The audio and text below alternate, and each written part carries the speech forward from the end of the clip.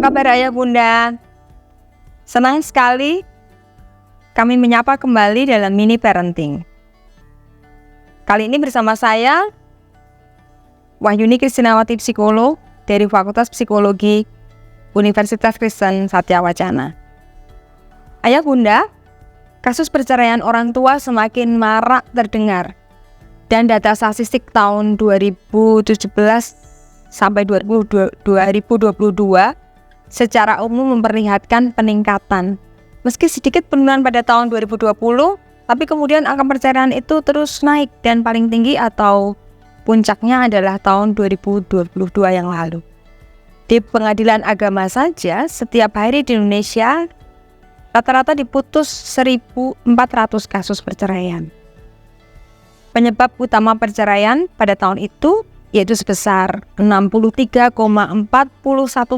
dari total kasus adalah perselisihan dan pertengkaran. Baru kemudian disusul penyebab lain. Dampak pada perceraian dialami tidak hanya oleh orang tua, tetapi juga oleh anak. Dan apa dampaknya pada anak? Tergantung pada usia anak, kedekatan anak dengan orang tua, juga besarnya dukungan sosial dimiliki anak. Selain itu, reaksi anak terhadap perceraian orang tuanya juga sangat dipengaruhi oleh cara orang tua berperilaku sebelum, selama, dan sesudah perceraian. Seperti hasil tadi atas, sebelum orang tua bercerai, umumnya mereka terlebih dulu bertengkar dan berselisih dalam relasi sehari-hari. Dalam hal ini, anak akan terpapar suasana yang buruk dalam hubungan dua orang yang paling penting dalam hidupnya. Anak terjebak di tengah situasi itu. Beberapa anak mungkin lari dengan menyibukkan diri dengan tugas sekolah atau berdiam diri di dalam kamar. Sebagian besar berusaha bereaksi untuk menarik perhatian orang tua dan menunjukkan ketidaksukaan mereka atas apa yang terjadi. Tidak sedikit yang kemudian membenci diri sendiri dan justru menyalahkan diri dengan berpikir, gara-gara aku, ayah bunda marahin terus. Kemudian selama proses perceraian, orang tua akan cenderung sibuk dengan urusan yang harus diselesaikan oleh mereka terkait dengan kejadian itu, sehingga perhatian bagi anak pasti akan terdampak. Usia anak menjadi penentu efek lebih lanjut dari kondisi ini. Semakin dekat atau semakin tergantung anak dengan orang tua, baik dengan ayah maupun bunda, akan semakin berat bagi anak.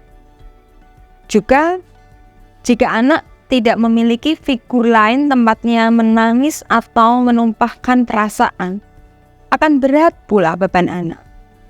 Apalagi tidak semua anak diajarkan untuk menyalurkan emosinya secara positif. Dan jika pada saat yang sama selama proses perceraian orang tua, anak sedang menghadapi tekanan lain, misalnya sedang menghadapi tes sekolah atau ujian yang penting atau patah hati dengan pacarnya, maka beban itu akan terasa berlipat. Yang menyulitkan bagi anak dalam perceraian orang tua adalah bahwa mereka menjadi akibat dari suatu situasi yang tidak dapat mereka kontrol. Semua di luar jangkauan mereka. Apalagi jika mereka masih dini usia atau kanak-kanak. Jika perceraian sudah terjadi, maka sesudah perceraian bukan menjadi masa yang lebih mudah bagi anak. Ia harus menyesuaikan diri dengan kebiasaan baru. Anak harus berjuang mengelola apa yang terjadi dalam dirinya, gejolak hati pikirannya, dan dalam waktu yang sama, dia harus menghadapi tekanan di luar dirinya. Pertanyaan teman, guru, nenek, tante, atau pandangan mata yang mungkin membuatnya seperti tertusuk. Dapat dibayangkan jika setelah perceraian, kedua orang tua hanya berfokus pada persoalan mereka masing-masing dan tidak melibatkan anak. Karena ia masih dianggap kecil atau mungkin dia dianggap, oh dia belum tahu. Ayah bunda mohon diingat bahwa mereka ada, mereka melihat, mereka merasakan, memiliki memori visual, mengingat situasi, memori verbal, mengingat kata-kata. Ayah bunda, bukan perceraian itu sendiri yang berdampak pada anak, tetapi bagaimana relasi antara ayah dan bunda dalam menghadapi persoalan dan konflik. Itulah yang lebih mempengaruhi anak.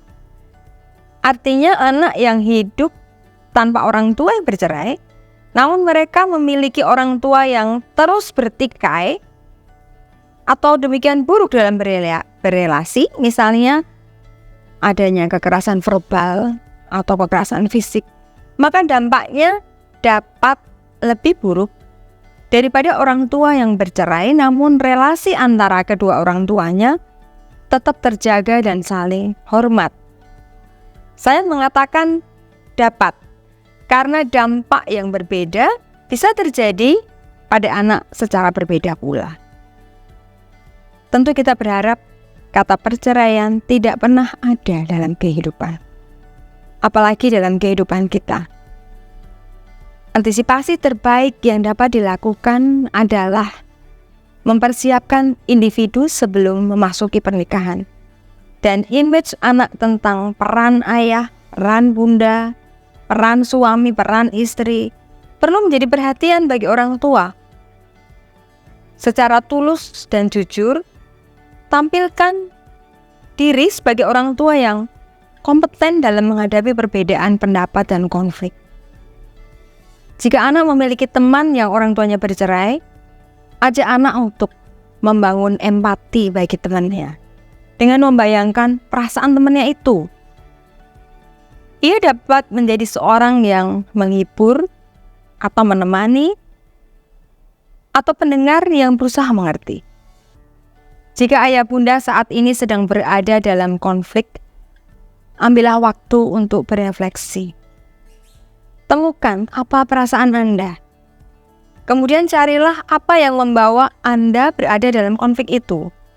Jika Anda merasa marah atau sangat marah, apakah karena Anda sangat benci pada pasangan atau karena Anda sangat mencintai? Pikirkan perasaan anak-anak. Tanyakan pada mereka sesuai usia dan pengetahuan mereka. Tanyakan tanpa mengkoreksi. Terima saja perasaan itu.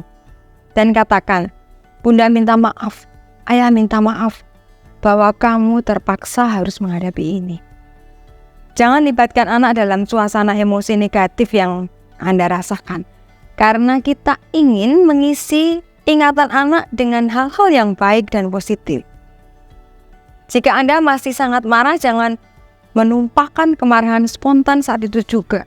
Mungkin baik jika Anda menulis saja perasaan Anda itu pada pasangan seperti sebuah surat, dan bacalah esok hari sebelum menyerahkannya. Jadilah genuine dan jangan berpura-pura tabah. Jika perlu, datanglah pada konselor atau mediator demi kepentingan terbaik anak.